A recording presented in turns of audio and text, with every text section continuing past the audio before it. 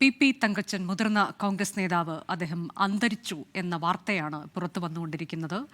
അദ്ദേഹം അസുഖബാധിതനായിരുന്നു എന്ന് മനസ്സിലാക്കാൻ കഴിയുന്നുണ്ട്. ആശുപത്രിയിലായിരുന്നു അന്ത്യമെന്നാണ് മനസ്സിലാക്കാൻ കഴിയുന്നത്. KPCCയുടെ മുൻ അധ്യക്ഷനാണ് പി തങ്കച്ചൻ. കോൺഗ്രസ് നേതാവാണ്, മുതിർന്ന കോൺഗ്രസ് നേതാവാണ്. അദ്ദേഹം അന്തരിച്ചു എന്ന വളരെ പ്രധാനപ്പെട്ട വാർത്തയാണ് ഇപ്പോൾ പുറത്തു വരുന്നത്. അദ്ദേഹം ആരോഗ്യ പ്രശ്നങ്ങളെ തുടർന്ന് ചികിത്സയിലായിരുന്നു. ആലുവയിലെ ആശുപത്രിയിൽ വെച്ച് അന്ത്യം സംഭവിച്ചു എന്നാണ് നമുക്ക് അറിയാൻ കഴിഞ്ഞിട്ടുള്ളത്.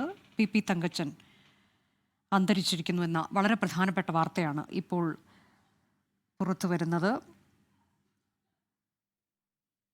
വിവിധ കാലഘട്ടങ്ങളിൽ അദ്ദേഹം MLA ആയി ഇരുന്നിട്ടുണ്ട്. 1982, പിന്നീട് 87, 91, 96 പെരുമ്പാവൂരിനെ പ്രതിനിധീകരിച്ച് അദ്ദേഹം വിവിധ കാലയളവുകളിൽ നിയമസഭയിലേക്ക് എത്തിയിട്ടുണ്ട്.